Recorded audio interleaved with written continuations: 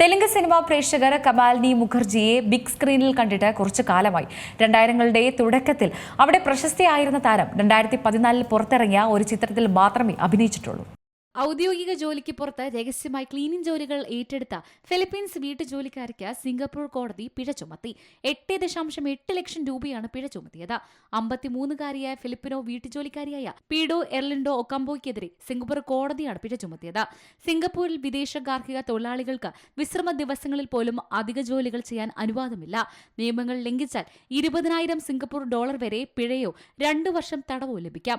3 പതിറ്റാണ്ടിലേറെയായി ഇവർ സിംഗപ്പൂരിൽ ജോലി ചെയ്യുന്നുണ്ട്. പക്ഷേ ഇവർക്ക് പാർട്ട് ടൈം ജോലിക്കുള്ള ഔദ്യോഗിക വർക്ക് പാസ് ഉണ്ടായിരുന്നില്ല. ഇതില്ലാതെയാണ് ഒക്കാംബോ പാർട്ട് ടൈം ജോലികൾ ചെയ്തു വന്നത്. എന്നാൽ ഏകദേശം 4 വർഷക്കാലമായി അവർ 64 വയസ്സുള്ള സോഹോയി ബെക്കിന്റെ പാർട്ട് ടൈം ക്ലീനിംഗ് ജോലികൾ ഏറ്റെടുത്തിരുന്നു. 2018 ഏപ്രിലും 2020 ഫെബ്രുവരിക്കും ഇടയിലെ മാസങ്ങളിൽ 2-3 തവണ വീട് വൃത്തിയാക്കാനായി ഇവർ പോയിരുന്നു. ഓരോ തവണയും 3-4 മണിക്കൂർ നേരമാണ് ജോലി ചെയ്തിരുന്നത്. പ്രതിമാസം ഏകദേശം 375 സിംഗപ്പൂർ ഡോളറാണ് ഇതുവഴി കൂലിയായി ലഭിച്ചിരുന്നത്. ഇന്റർനാഷണൽ ഡെസ്ക് സിമലയാളം ന്യൂസ്.